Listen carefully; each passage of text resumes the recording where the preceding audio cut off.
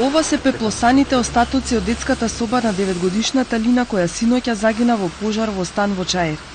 Била сама во собата, но не и во станот. Двете братчиња били излезени да се прошетаат, а родителите со пријатели седеле на терасата. Лина спиела кога во незината соба се појавил чад. Таткото го почувствувал мирисот и со сопругата и пријателите се обиделе да ја отворат вратата од собата на Лина. Таткото било изгорено, таткото од внатре, од другата страна сакал да помогне. А мајка и рипне од балконот тука за да сакаше да влезе внатре у пламенот. И тоа све. Да.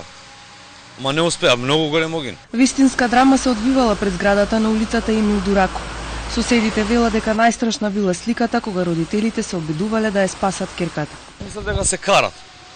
И излеговме надвор тука и гледам со столици мават.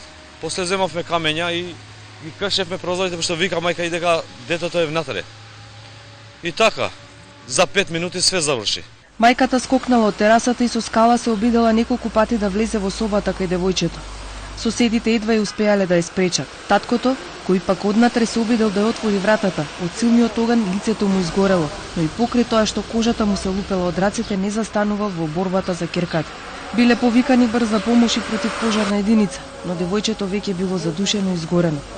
Родителите и соседите кои учествувале во спасувањето се префрлени во болница со тешки повреди. Полицијата се уште го обезбедува местото. Страна на СВР Скопје излезено е на лице место, земен е предметен материјал, истиот е предаден за вештачење, се работи на целосно расчистување како и утврдување на причините кои што довеле до пожарот. Денес увитот се уште трае. Според неофицијални и првични информации, пожарот избувнал од неисправни жици за подно грејење.